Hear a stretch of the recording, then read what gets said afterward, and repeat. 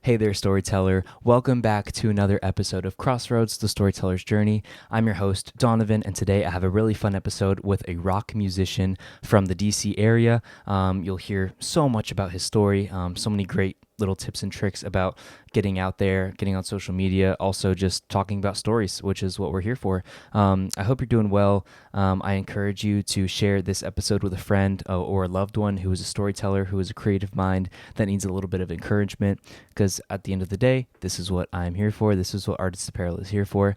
I understand it's been a while since I posted an episode, but I'm back for the new year. Happy New Year. We're here. I'm really excited for what's to come in the new year for Artist Apparel. And I'll probably be releasing a video on YouTube to let everybody know what's going on and what I'm planning on doing. So I hope that you enjoy this episode. Please rate it, review it on Apple Podcasts or Spotify, or leave a comment on YouTube wherever you're listening. I just really am glad you're here. Share it with a friend, and let's get right into it.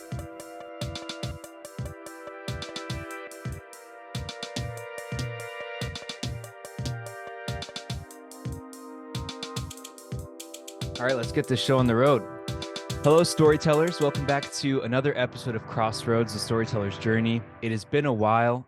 I've been busy finishing up my last semester at school, jobs. I've been trying to make Artist Apparel a priority, but, sometimes things don't go that way. But I'm really excited to say that we have a good friend of Artist Apparel on the podcast today. He is a punk rock musician originally from Iowa and Maryland. He's now based out of Virginia, and he plays simple songs that people want to hear. That's what he classifies his brand as, or what his fans classify his brand as, rather. He's also known as Professor Pype. And you'll get to hear a little bit more about that. But ladies and gentlemen, please welcome Pype720 to Crossroads. How are you doing today, Pype? I'm doing great. I'm so happy to be here. We've been talking about having this discussion for a while, We so have. I'm really excited. I love the podcast too. I've been listening to it, and I think you have a great format. Yeah, and a Thank great you. approach. Thanks, man. I mean, it's still a work in progress, as all of our stories are. But I do like to, make things as conversational as they can be, but also get to know you a little bit better and have the storytellers that are listening, learn more about how they can become a better storyteller, market their stories better. I've kind of come to find that, like, I'm getting a degree in marketing, and I think it's so interesting how our brands play a role in our art. As much as, you might want to make the creative aspect all that it is, you have to think about the other side of things as well. And you definitely have a great head on your shoulders. You know what you're doing, and you've learned over the past few years. And over the past, I mean, you've been in this game for a while now. But tell me a little bit about, like, your background as a musician. What got you started? When were you first brought into music? I know that it was a while ago, and you have songs that were written 20 plus years ago. So let's hear about, kind of the origins of Pype720. Yeah, so I started playing guitar when I was 13. I started taking lessons, and this was mid 90s. I'm dating myself, but Pipe's a little old. I guess a little older than I look. Yeah.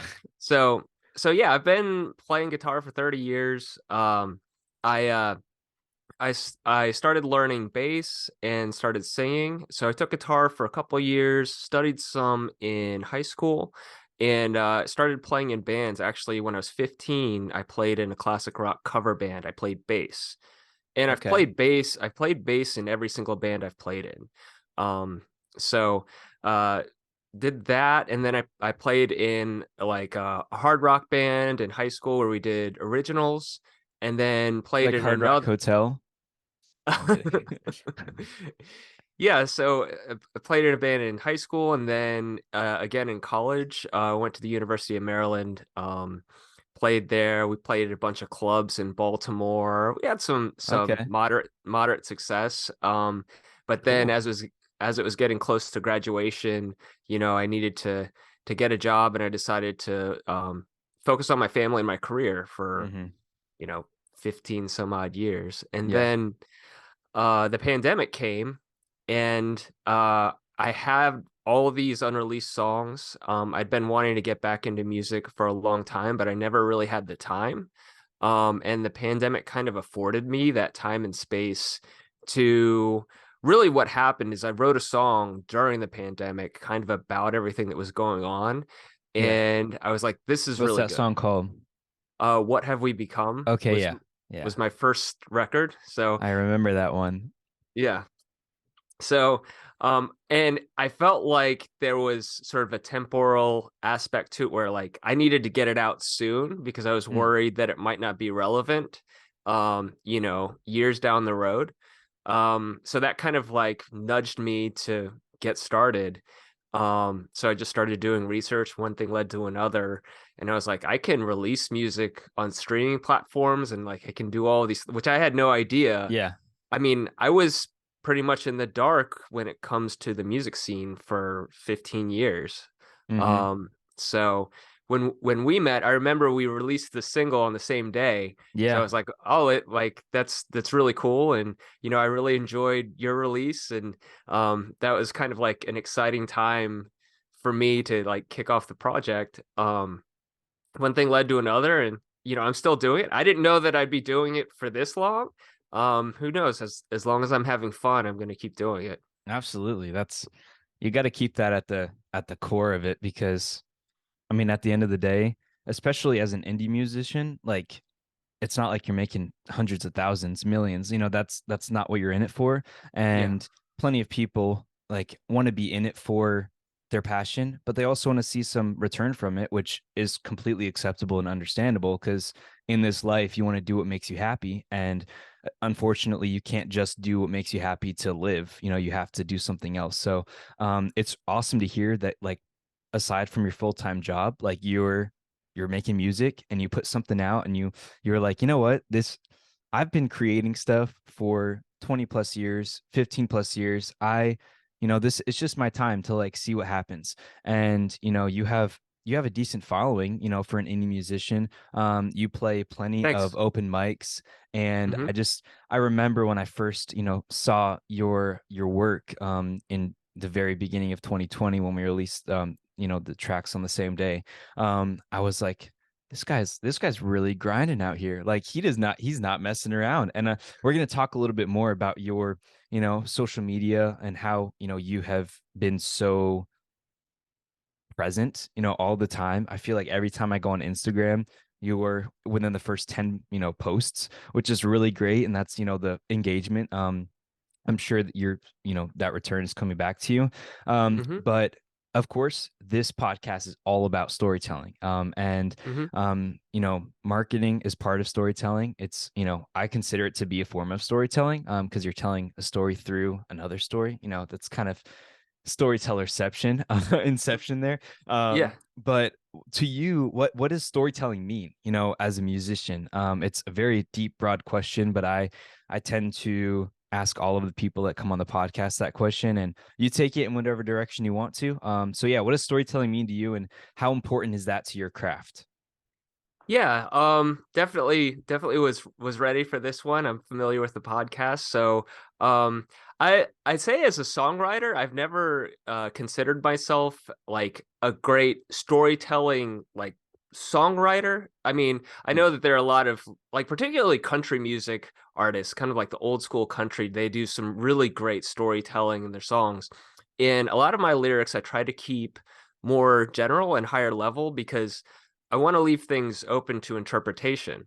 Hmm. Um, but when you get into the promotional aspect of it and the social media aspect of it, I've used that more as an opportunity to tell the story. Like I got really into official videos, because a lot of my songs, I feel like it could mean a lot of different things to a lot of different people. But then putting an official video over top of it really gives me an opportunity to put the full story behind it, or Yeah. to even tell a different story that could be related to the song.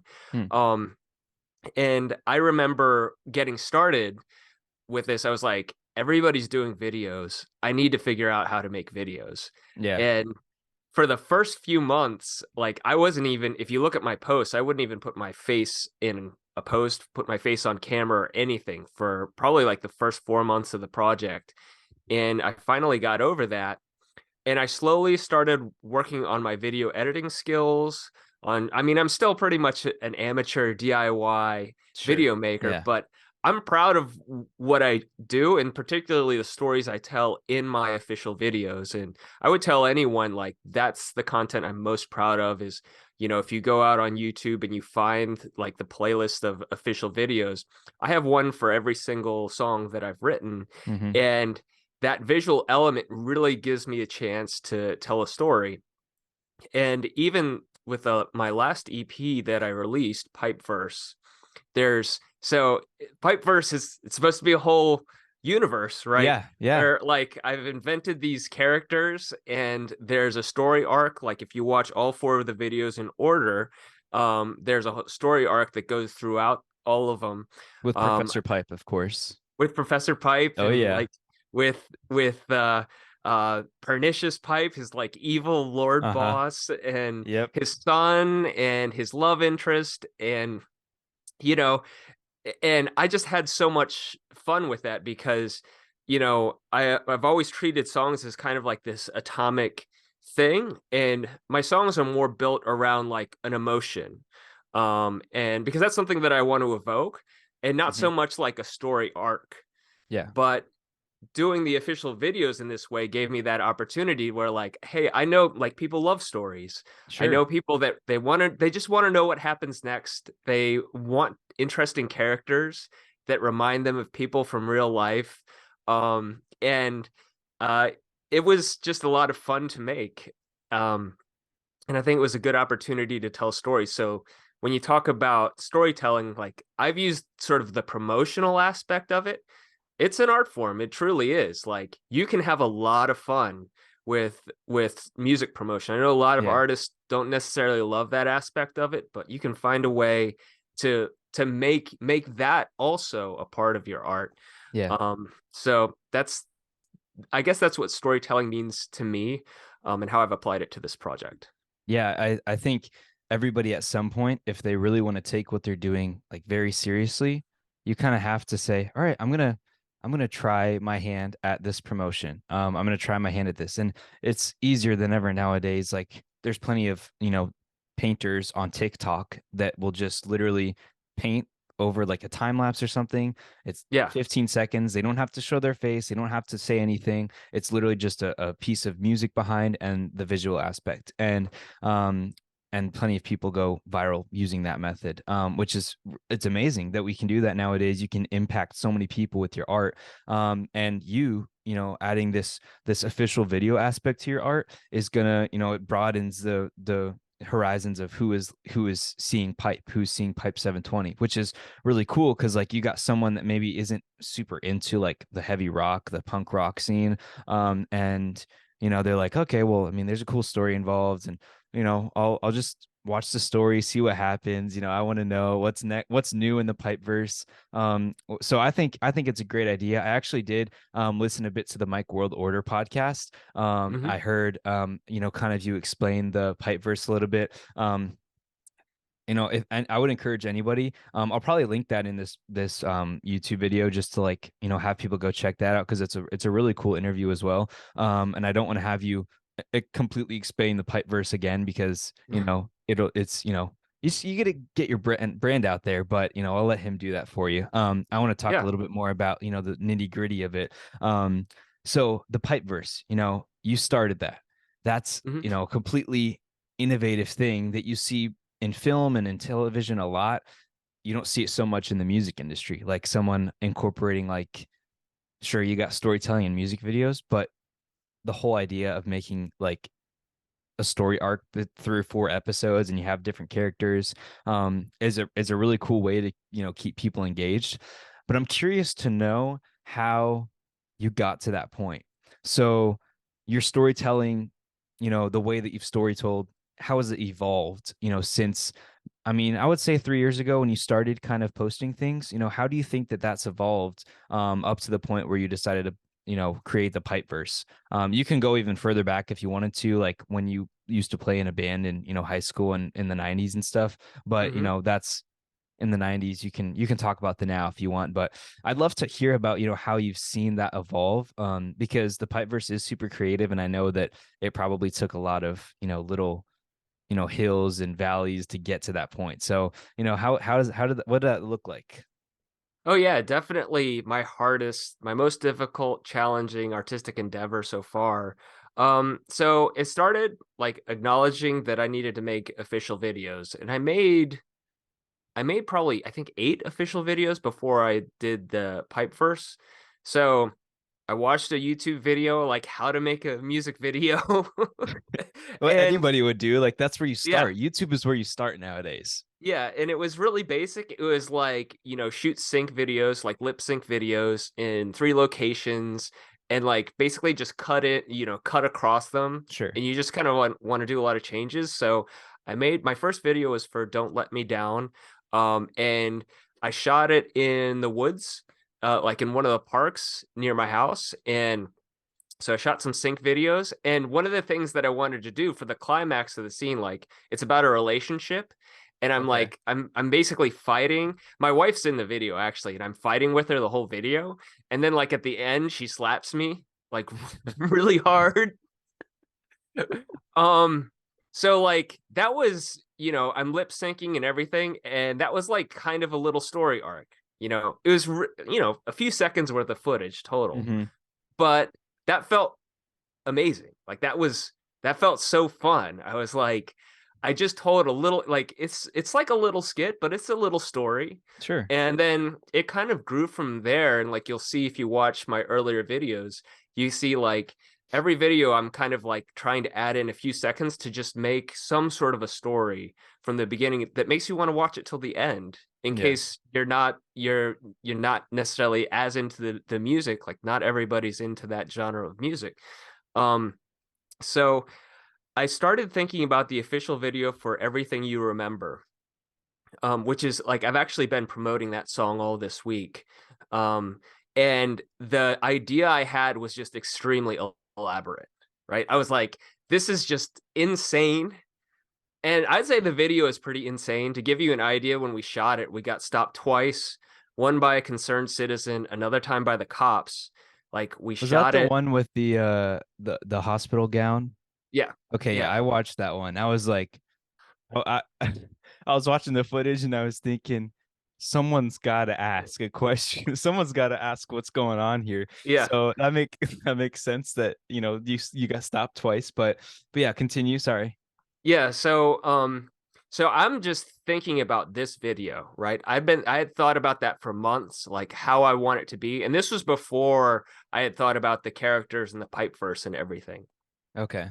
And I used to release a single on the first of every month, and I did that for like 16 months, and I was Yeah. like getting kind of tired of just the grind. And How would I you get felt tired of posting a new song every month? 16 songs? That doesn't sound tiring at all. yeah. Jeez. Well, yeah, I think the key thing was is I started doing live, and that was hard. Like I think it's a big ask to constantly ask people, all right, listen to my song, watch my official video, Hmm. come see me perform. It just kind of like it's promo fatigue, I think. Hmm. Like I got tired of just like I would forget. I would be like I'd be promoting a single, I'd be like, "Oh, I have a show this weekend that I need to promote too." And Hmm. um so I was like, all right, I need to organize things differently. So I got the video idea, the crazy video idea in my head. I've got a few songs basically done. I'm working on a few more, and I was like, you know what? I think I need to just put out an EP. And um, yeah, those were so I think I had 2 of the songs done, and I was about to work on 2 of the other ones, and I was like, wouldn't it be cool? Obviously there's like all of these like multiverse. There's the metaverse, like when I'm promoting, you're always trying to think of something that's trendy. Yeah. And, like I'm also like, I'm getting older too. So I'm like looking for ways to like connect with pop culture of today, even though like my knowledge of things is just so old.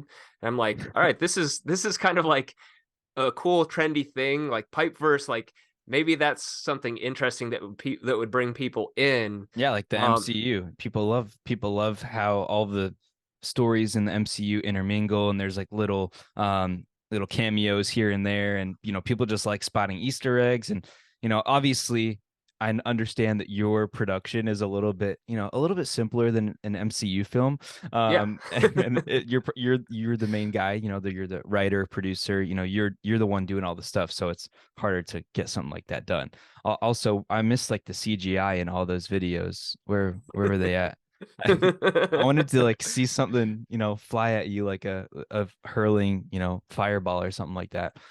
Yeah, no, I can imagine how like crazy of an idea that seemed like when you wanted to do it, you're like, well, I got to stay trendy, but this would be really cool, but I also have to Yeah. do it myself. So I can imagine it was kind of a daunting thing. You're like a really big, commitment, a really big idea that you're like at the beginning, probably like, uh, this might be a little much, but I'm gonna go ahead and do it. So you did it. Yeah, absolutely. And like I will say coming up with the idea and planning it was way more fun than the actual execution. I mean, the execution was fine, but there were a few moments where, I'm wandering around downtown Fairfax where I live, and I'm just like scaring the crap out of everybody that's there. And actually I had my friend, I got to shout out Chris Dinosaur from the Dinosaurus Rex band.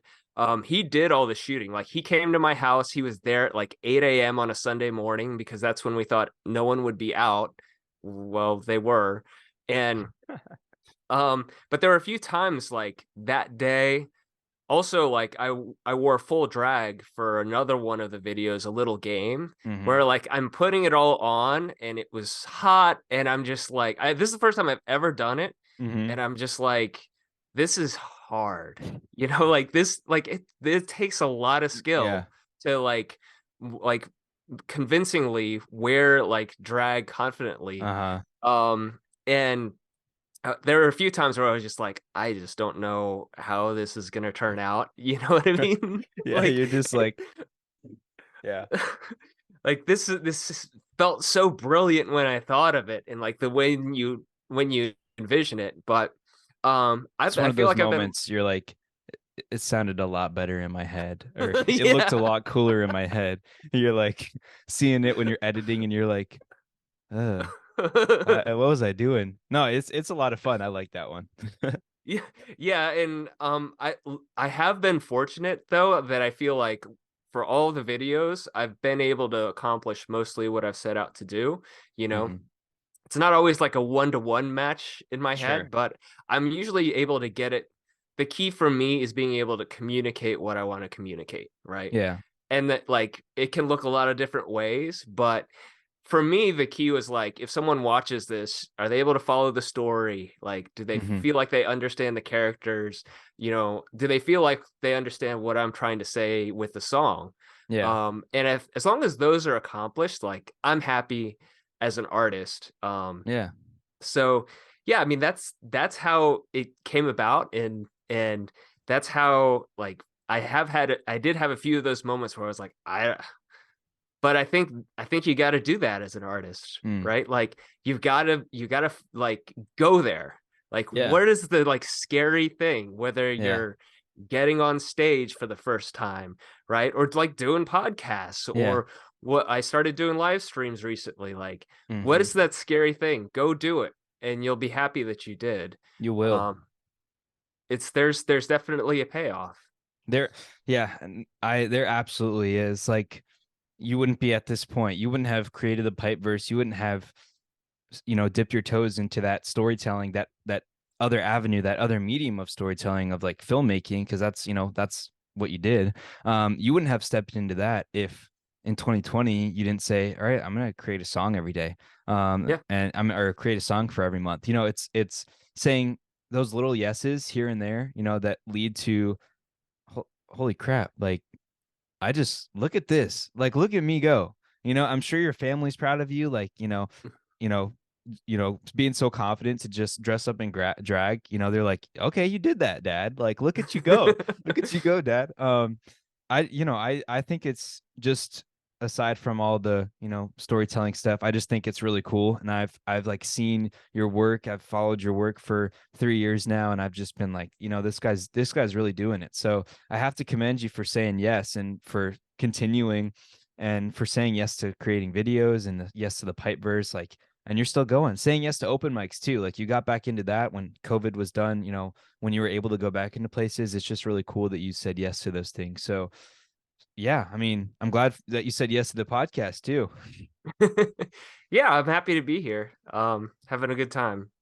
Good, good. Well, I mean, let's keep this show on the road. I'm having a great time. Let's see. Let's talk a little bit about marketing and how you've been so present on social media. I first want to ask you, kind of as Pype720, what are your, I guess you could say, I know that you had your fan tell you that you do simple songs that people want to hear. And Hmm. I think that's a very awesome, like, simple motto, like brand image, like this is what people think of me as. Hmm. And I agree. But what would you say are your like core values as a musician, or as Pype720? It's, it could be like your life core values that you just kind of put into your music. Is acceptable. What do Hmm. you think? What do you think that is? Yeah, core values. That's a really interesting question. So I did mention taking risks. Like I can definitely tell you what I like in other artists and what I want to see. Like I think taking risks is really important for any artist. Um, and that's what I want to see. I want people to be seeing things at the top of my ability, which Mm, means it's not always going to be perfect yeah, because a lot of the stuff that I'm doing myself for the first time and always trying to push things and when I see other artists doing that, it inspires me. I get excited. And when you take big risks, not everything's going to work out perfectly, right? It may not land perfectly, but where there's risk, there's reward. And I think the great genres, the great musicians are all people that have taken big risks. mm, And taking those risks, people are initially like, ugh, like they don't know what it is. yeah, Um, so that's something that I'm always trying to do is like I know that there are certain things that I can do really well and that I think would be palatable hmm, to and I do that sometimes. Like some of the songs I write, I'm like I want this to be a bit more universally liked. yeah. But then Like there's before other I songs. go. Yeah, yeah. I mean that's exactly like I set out to write. When I wrote that I was like I had just finished Unprovoked. Okay. I had like just I think I had just written it or released it, but I was thinking like this is a hardcore punk song. Like some people love it. And Hmm. but my mom is like, it's not really my It's a style. bit So much. yeah, it's a bit much. You're So I like, was like, sorry, mom. God, sorry, I can't be everything that you wanted. You're a perfect little boy. Oh, yeah. So I came up with that and like some of the songs I write for me and some of hmm. them I write for everyone else. Like Before I Go is a song I write for everyone else. Yeah. And so I think taking risks is really important. And so I'd say that's definitely a big core value that I try to Yeah. evoke. Um I would say my songwriting has matured, you can kind of tell like what's an older song versus what's a newer song. Like my older songs are all about relationships, Mm, and my older songs are very much focused on whatever's going through my eyes. So like I'm singing about usually some woman that I'm dating, right? hmm. Or my wife, like that. And but as I've gotten older, I try to write songs that are more like third person, so to speak. Like someone told me once, he basically said like all your songs you're always saying I. Maybe you should try to say you. Mm, Um, and that really resonated with me because I'm like that makes a lot of sense because now you're bringing the listener in, you're singing yeah. to the listener. And I've tried to take that a step further, where I am in my life. There's not a lot of there's not as many of new personal discoveries as there was earlier in my life, Hmm. right? Like You've kind of I, I, figured out who you are, like I what you fit, like. Yeah. and I'm pretty settled. Like, I have things the way that I want them. So the places go for inspiration are what's happening in the world, what's happening around me. What do I think? a young man sitting in his room on TikTok needs to hear right now. Mm. Like those are the sorts of things that inspire me. Yeah, heck yeah. Yeah, so and that's what sort of drives me to write music these days. So like that's an easy way to tell is like if I'm singing about a relationship, it's probably like an older song. If I'm singing about like how messed up the world is, it's probably a newer song. Yeah, that's pretty cool. I'll have to go back through your work and be like, okay, yeah, this is definitely pre-pipe. And then this is post-pipe, current pipe, present pipe. Yep. Um, all the pipes. Peter Piper. Just picked a that's pretty cool. Before I go, honestly, I I'm not like super into heavy rock or punk, I'm not really into that, but before I go was like a really cool song. And the lyrics are they hit because they're so simple, but they're really profound. It's, you know, you just described what does that kid need to hear that's scrolling on TikTok, and he needs to hear that, he needs to hear that everything's okay, that you got to find what makes you happy and do what makes you happy, and as long as it doesn't hurt other people. Hmm. But yeah, I think that it's really cool. Like that's a really great message, and taking risks does sound very much like your brand, and you can see that through all the yeses that you've said yes to. But yeah, you're so active on social media. How do you do it? Do you schedule posts? Do you just like pre-plan them and then you're like, okay, let's just schedule all these, first day of the week or first day of the month, and have them automatically go out? Because for how much you post and how regularly there's content on my, discover or whatever the homepage is on Instagram, I can only imagine that you're not just sitting at your computer all day saying, okay, time to post. Yeah. I mean, everything's fairly well planned out. Yeah, I can tell you kind of like how like when I got started, I think so we met on Twitter. I was really active on Yeah. Twitter, like grinding, like the your engagement posts, asking questions and Yeah. like doing a lot of those things. And you know, I'm slowly learning how to edit videos. And around this time, I'm like, I should get involved in TikTok. Like I wanted to sort of dip my toes in there. Sure. Instagram's evolving to be more like TikTok. Yeah. YouTube's got their shorts, and I was like, this is the future. Like I need to do this. I knew when I started I needed to focus on videos, and I was just starting to get the actual skills Okay. to like edit videos, to edit the audio for videos. Um, so there was a point where I always wanted to post every day, and when I started, it was like a tweet. I post a tweet a day, and I would post like 2 videos a week. Hmm. And they were usually like the DistroKid videos where Yeah. it's like you just Yeah. like the release coming out, and It's like the template of like yeah, it's Ross from Friends playing the record and then he starts yeah, dancing and it's your song and he's like listening to Pipe and you're like, "Oh, it's so cool. Ross from Friends likes my song." yeah, yeah. So using those canned videos. So that's what I did. I used those Yeah. canned videos, That's what they're there tweets. for.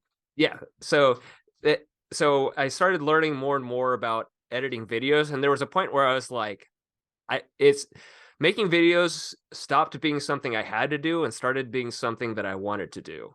Like Okay. as I got better and better, I was like, this is actually pretty fun. And the more fun that I have with it, the more fun people are going to have watching it. Sure. So Yeah, absolutely.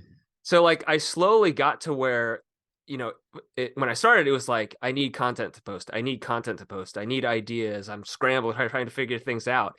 But then as I learned more about video editing and social media and everything, I started getting more and more ideas. And there was a point where I was like, I have too many ideas. Like I have too much content to post. And one of the biggest things that I did was every performance is recorded and it's posted on YouTube in a playlist. Like if you want to see every single, like unless there was a technical issue with like Hmm. maybe 2 performances where I didn't my battery was out or I didn't have a stand. Something Every, happened. Yeah. yeah, every performance is recorded, and that is like a treasure trove of content, right? Yeah. It's like I can have if I do a 2 song open mic, right, or I have like a 30 minute feature, I can just go through there and say like there's a very good 30-second clip, right? Or like there's a really good 8-second guitar Hmm. riff. you Yeah. know, regardless of how the rest of the performance goes. Like They don't there's need to know. yeah, I know. I mean, and they all have gone pretty well. That's not. I'm not trying to say my performances are bad, but Yeah, yeah. there are sometimes where I play a song and I'm like, I was kind of off key there, or It's like I live, you know. It's yeah like expected. yeah. So, but chances are, like, even if you mess up a song, you can chop off the first 15 seconds of that song and maybe it was sounded really good. Hmm. So I started posting those things. Making the official videos, like that's another treasure trove of content is like you can just chop those up. Like almost all my official videos are like 5 minutes or longer. So that's a ton of content. Hmm. Educational videos and like some like lifestyle stuff is great. Yeah. People like for I use Instagram stories a lot to just post like anytime we go somewhere with a family that's kind of cool or um you know and I started doing like a lot of face to camera stuff. Hmm. um like I do a weekly update. It used to be weekly, now it's more Pipe like date. when yeah, the pipe date. That was so when I started doing that, that was my most popular content. And it was literally me just like reading bullet points off of a computer. And it was like the most dry. Just what's going on in your life. It's like today or this weekend I'm performing here. Yeah. Please, check it out. I hope Yeah. you're doing okay. This week I've been hanging out with my family. We went to Cedar Rapids or wherever you went to. Yeah, it's so simple, but like that connects you to the person, Yeah. they feel like a friend at that point. So that's Yeah. what's really gonna keep them engaged. And the longer they watch your content for, the more, Instagram or TikTok or YouTube is gonna say, okay, you like this person, here you go. Here's some more of them. So Yeah. using that type of content, does work. But I remember, seeing those pipe dates and being like, I feel like I should do this. N- Yeah. there's occasionally interesting things that happen, and I'm always planning things like around the brand and stuff. So I've actually considered like following suit and taking a page from your book and doing that, because I think it's a great idea. So that was your most popular content when you first started posting it? It was crazy. I was like, I was like, this is not interesting content. Like a Yeah. lot of it was like, at least when I started, a lot of it was very scripted. And like I think one of my friends was like, man, this is really robotic. Like, and I'm like, yeah, it really is. But, it's one of those things that you work that muscle, you do it more and more and more. Yeah. And now when I do my pipe dates now, it's like I'm gonna talk about this thing. I Hmm. think I had one on music copyrights because I Okay. kept getting muted on TikTok, and I was like, I want to talk about copyrights, and I just went it through like all the times I was muted and Hmm. why, and that did well. I mean, that's interesting stuff. That's probably But happening to other people, and they're like, yeah, yeah, the same thing's happening to me. What the heck? I was trying to say that I wrote this song when John Williams really wrote it, and I'm like, why did they think that I'm kidding. Copyright? yeah. So face to camera stuff, like people like it. People want to hear from you. They want to get Yeah. to know you. And I made a commitment to do it regularly, and you get better and better. Like just Yeah. just like anything else. Like I started when I look at my first videos, that they make me cringe. I'm like, this is really bad. But you get better at like thinking about what you're gonna say and Hmm. then finding the words and then like also Absolutely. editing if you have to. So Yeah, it's the same thing with like with podcasting. Like mhm, my first podcast went well because I spoke to someone that like I had connected with. It was honestly the same time I connected with you. I connected with Caleb Wu, which was the guy on the first podcast. mhm. So like I didn't feel like I had to be robotic or anything like that because I knew him. But as I started going on, I was talking to the people who like Spider Dabrowski. I met him on Twitter, and then like a week or two later, we recorded, and we hadn't really talked much. So it's really just about practicing. The pipe dates, they become less and less or more and more human and less robotic as you start doing them, because you said yes to it at first, and then you committed to it, and here you are on your second. Is this your second podcast? This is my Okay. third Third. episode, second podcast because I Okay. did two of Mike World Order. Okay, gotcha. So yeah, third episode, second podcast. Like you talked with him for a while, kind of, you know, we're sharpening your, tools and figuring out how you can best communicate. And, here you are, we're having a great talk and I'm enjoying it a lot. You do a lot of open mics too. Oh yeah. And that's where you Yeah. get a lot of your content from. So, like, let's say someone is listening to this podcast and they're a musician or they're in a band, and they want to get involved in an open mic in their city. How did you go about figuring out how to, do an open mic? And I'm sure you've gotten better at setting up, tearing down, you know, having, setting up your sets and everything, making sure you have exactly what songs you want to do and all that. And that comes with practice, of course. But from the very beginning, the very first step that you took to become an open mic artist, where did you go? What did you start with? Yeah, I mean that's a great story. I'm really glad you asked it. So actually I had a lot of performance experience coming into this.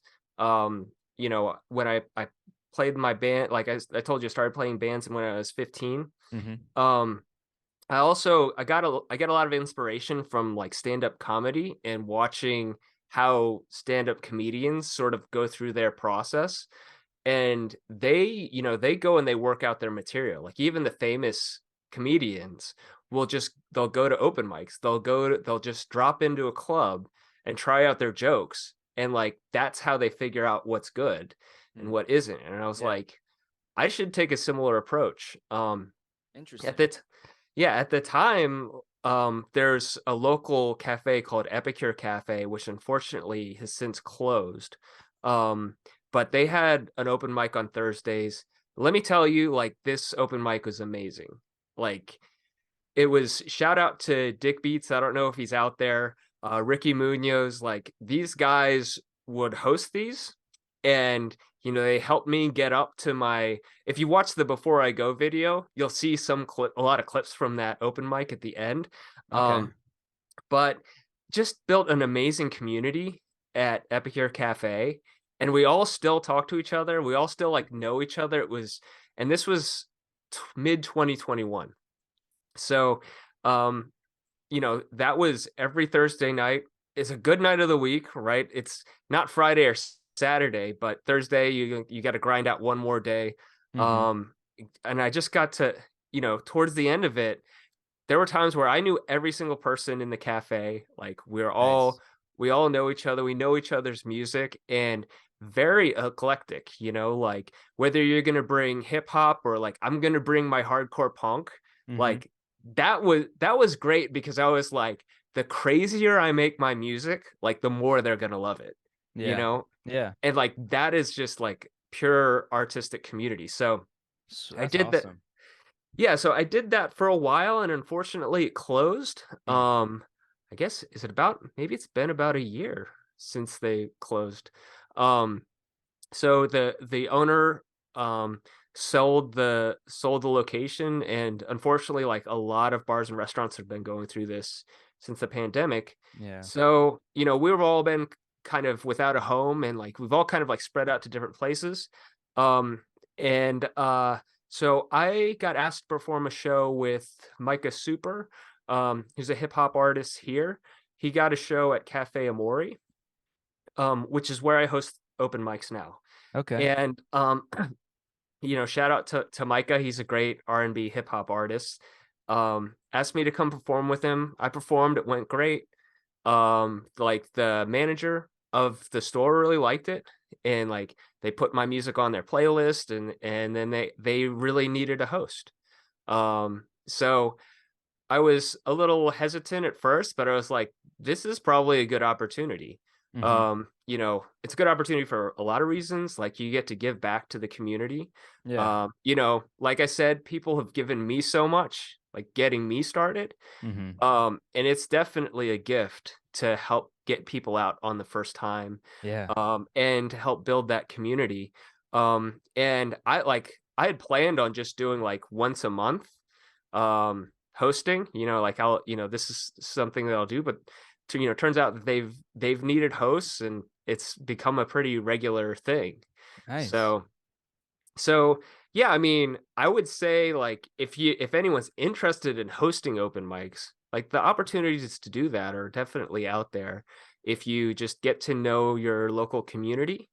um and you get some name recognition. Like I've been lucky enough to have been asked the times to host open mics, but if you get that opportunity, definitely take it. Yeah. You're gonna learn so much. Even And if you crash and burn, yeah. you learned. That's something that I'm always, drilling into my head is that like if something that I post that like flops that I really worked really hard on, or if, I launch something new, a new project, or even like a song, whatever I, dip my toes into, if I crash and burn, if I fall into the pool, it's like I tried and I learned something from it. Mhm, So like I always say that failure is really not failure. It's actually, just a learning opportunity, as people say all the time. But I think that just saying, hey, this is something I've wanted to do for a while, and I'm going to see where there's an opportunity available to me, like near me, and then just kind of get involved and get to know people in the community is the best way to get in, into it.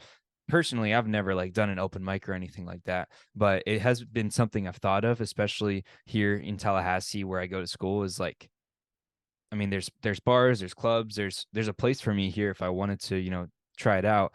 But I, had decided that I like talking to people like you, mhm, and helping people get out there more, helping people, have something like this right here is going to be content for me to post. This is going to be content for you to post so that, mhm, you can get out there more. It's, leveraging each other's brands so that we can help each other grow. And that's what the community is all about. That's why community is so important, and you've seen that firsthand, in person, and now it's become a lot more digital, like virtual, as of the past 5 years, or so, 10 years. It's become more important to digitally leverage brands rather than like always in person. So I think that it's really cool that you have experience in both ways. And you know obviously you've become better at your craft with open mics, and now you do like your loops and stuff. It's like, that's something that I've wanted to do, and I know it's pretty difficult to get a good loop going. I know Ed Sheeran knows a thing or two about loop pedals. mhm. But yeah, I think that that's great. Your story of how you got involved in open mics is pretty cool, because I feel like it's probably like it's not so uncommon for that to happen, like especially after a pandemic. I'm sure there are plenty of places that closed like in other cities, and people were in a similar Mhm. situation. But you stepping up to the task and saying, hey, I'm gonna host this, and invite different artists to come out and share their story.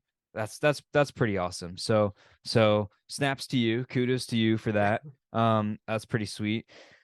uh I mean, I think that I, I I don't really know how much more I got. I have about your releasing a song every year in 2020. You said you got burnt out from that after 16 months, and I was like, Mhm. how does that happen? But what made you want to release a song every month? Did you want to see like, what kind of um like, I don't know how that would help you grow. Is that what you were looking for? Were you looking for, I just want to get these out there? Like, obviously that was an experiment, and I just want to hear how that experiment went. Like, did you see some great traction from it? Did you see that it didn't do as well as you wanted it to? Like, what kind of like stuff did you see return from that?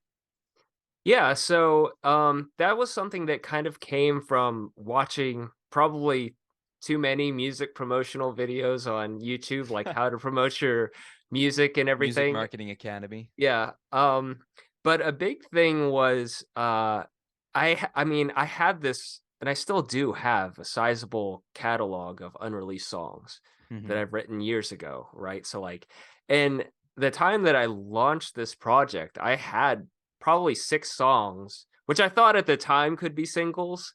I now Hmm. know are probably like, some of them will probably never see the light of day. But I had tracks ready, like, that I Yeah. had actually finished before Pype720 even existed. Hmm. Um, and I believe in failing fast. Like, I believe in, like, you can do all the research and planning you want, but you got to just do it, Yeah. and you're gonna learn quickly. And I did. I wanted an iterative approach where I'm putting something out every month, and I'm able to change quickly, right? So Mhm. if you learn something, you can apply it to the next release the following month. Like if something doesn't go well, in 30 days, I'm putting something else out and maybe that'll do better. Um, Yeah. so I did learn a ton. I mean, I think we've already talked through some of the journey of like if you ever want to see how much I've learned, just go back to the old content, go back to the old tracks, and like you can hear things progressively getting better. Mhm. Track to track, post to post. Um, so yeah, it was a great experience. And like I said, after about 16 months, I felt like I I knew what at least I knew what I didn't know, right? Like when you Mhm. first start, you don't know what you don't know. You're Yeah. like, I'm just gonna get started. But Yeah. then after 16 months, I'm kind of like a few things have happened. Like one, I have a catalog of releases, right? Mhm. So I feel less under the gun to put things out there because I have tons of music that nobody's heard, Yeah. right? And I can promote that as much as I want. And uh yeah, like I mentioned the promo fatigue, it does get a little exhausting. And I do feel like with that sort of approach, it does start to become kind of white noise Mm. to your followers. Like if you're always it's like always releasing a single, if you're always releasing a video, if you're always pushing a show, it feels much more like a bigger event, I think, like releasing an EP Mhm. or releasing something bigger. Yeah. Or a So music video.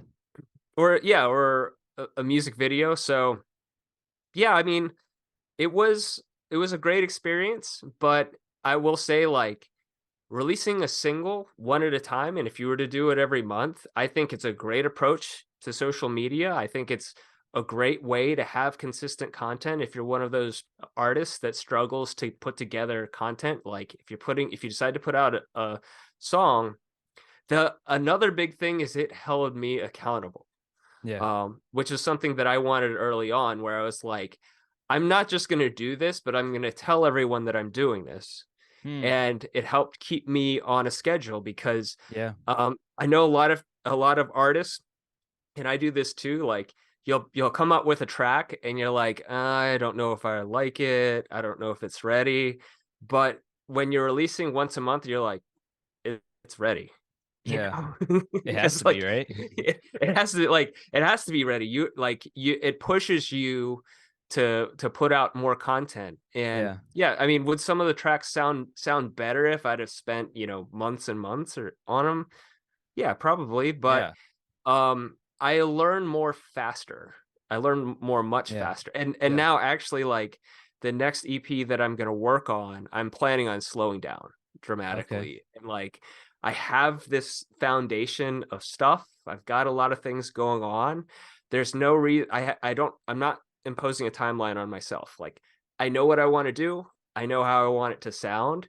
So I want to take my time to get there, and we'll see how that goes. Hopefully I don't churn on it for too long, So but rather than like having a timeline, it's more of like I have a vision, and once this vision is, in front of me, and once I can see it, and once it's ready to be shared, that's kind of the time that you'd start to promote that then.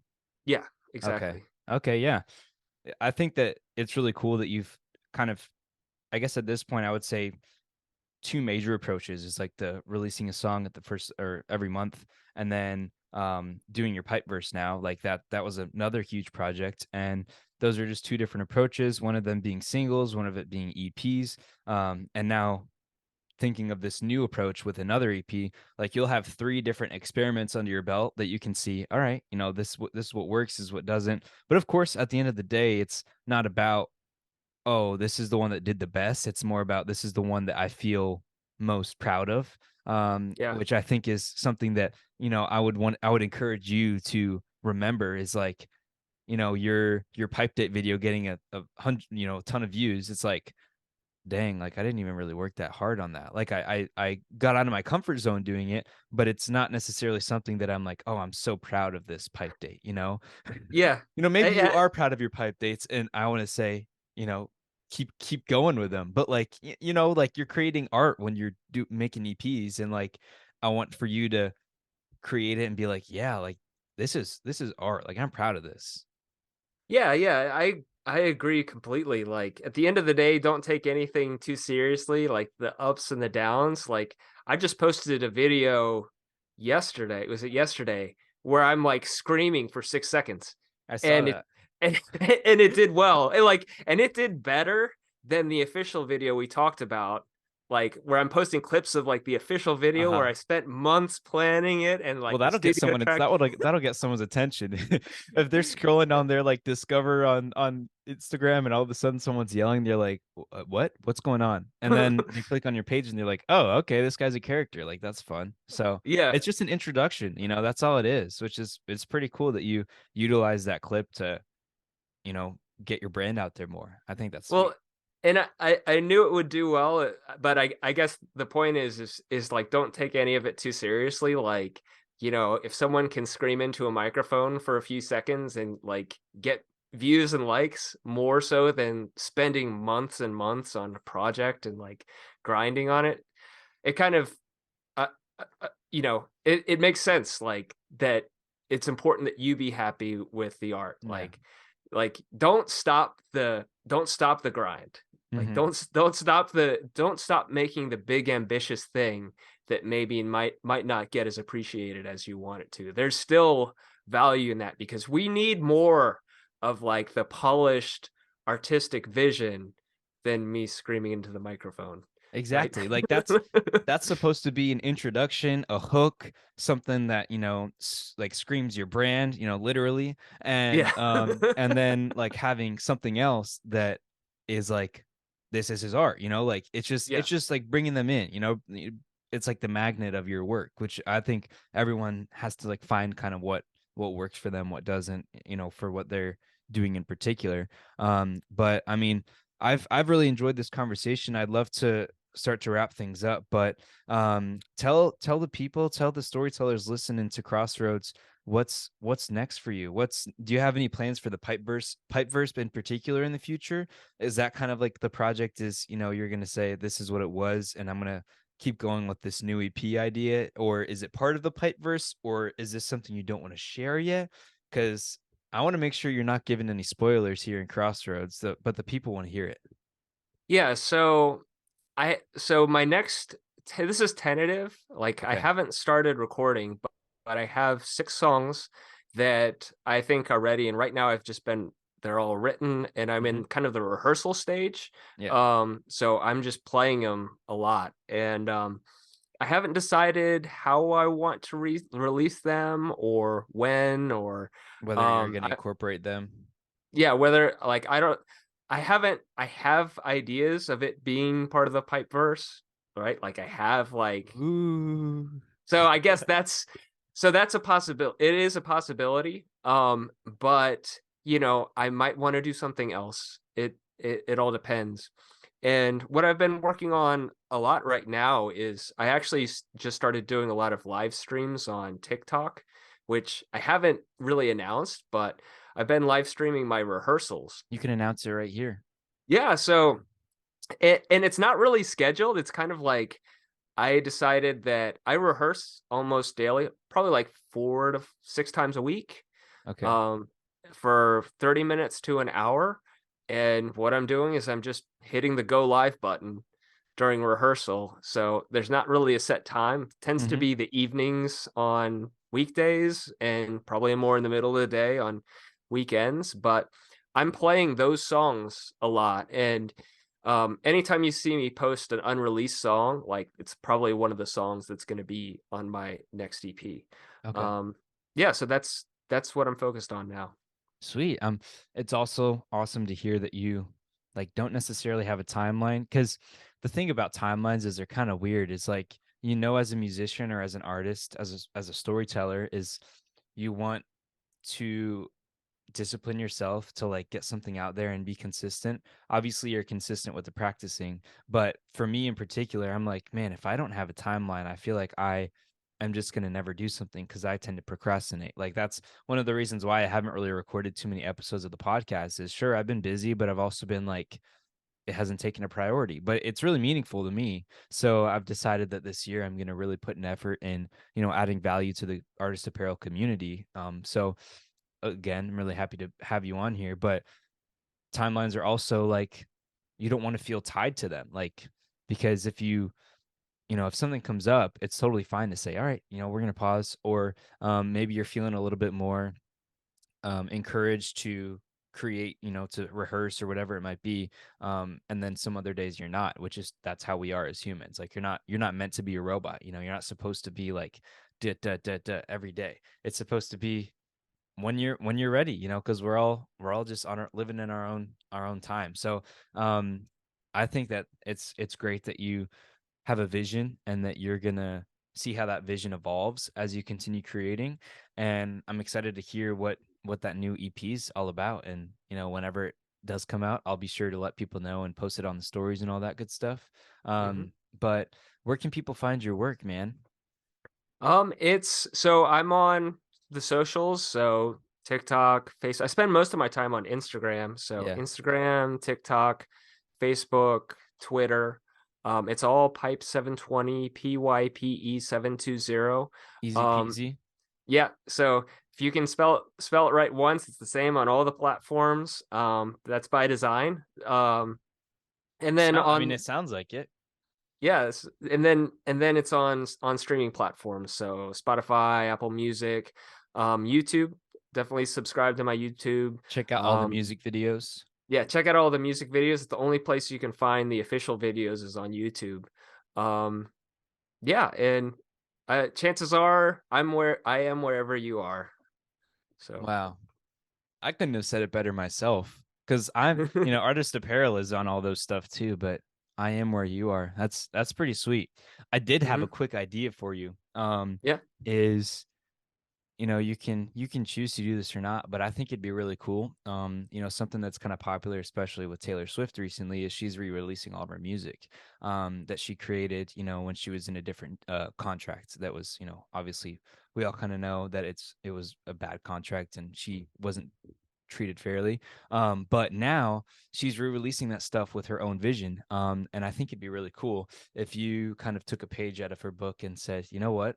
I created all this music before. You don't have to release all of it, but maybe one day you're like, let's create a Pipe Archives, type of content playlist on YouTube, like just post here and there, like you tweaking something or rehearsing mhm. an old song. I think that'd be really cool, and I think it'd be pretty trendy as well. With just like, it's a really popular thing for her. Obviously, her career is much different than yours is, Mhm. but it would be something cool to consider. So yeah, Yeah, I really appreciate that. Thanks for the idea. And I've definitely been thinking about it. Like, since I produce all my own music, um, obviously, like, it gets better over time. The yeah, production gets better. So, I would love to, if I get the time, to go sure, back and like remaster, maybe re-record, remix some of the old tracks. For now, like I said, I still have a sizable archive of music to put out. But I think there will be a point in time where it's like maybe I should go back and redo some of these songs, or like maybe just pick whatever the most popular ones are, or like whatever I think are the best ones, and sort of redo them in one way, shape, or form. yeah. I think, yeah, that'd be pretty cool. And everybody loves the vintage stuff nowadays, so Hmm. incorporate that as much as you can. Yeah, it was great having you on the podcast today, Pipe. Everybody go check him out on all the socials. He just kind of gave it to y'all, but the Pype720, PYPE720 on all of the social media, Spotify, Apple Music, wherever you listen, wherever you watch your music videos. He's on there. So it was great having you on the podcast today, Pipe. Thanks so much for coming out. Is there anything else you want to say to the people? Oh, I just wanted to say thank you so much for setting up this podcast, setting up this community. I think you have a lot of very great values. I think you have a really good head on your shoulders, a great perspective to support the community. I mean, at the end of the day, it's all about community. Like, Yep. that's what you're going to remember. That's what's important at the end of this. You know, we're probably not all going to become rich and famous rock stars. Um, That's at not what the it's end of the about. day, at the end of the day, you're going to remember the connections you made and the experiences you had. So Yeah. don't wait for the dream. You're living the dream right now. So I Wow. really, I really appreciate everything that you're doing, and I wish you a lot of luck with this. Thank you so much, man. Again, Pype720. Everybody go check him out. Everybody, keep an eye out for his new EP that's going to be coming out whenever the time comes. But yeah, Pype, it was great having you on the podcast, and we'll see you later. Keep on telling your story and have a good one.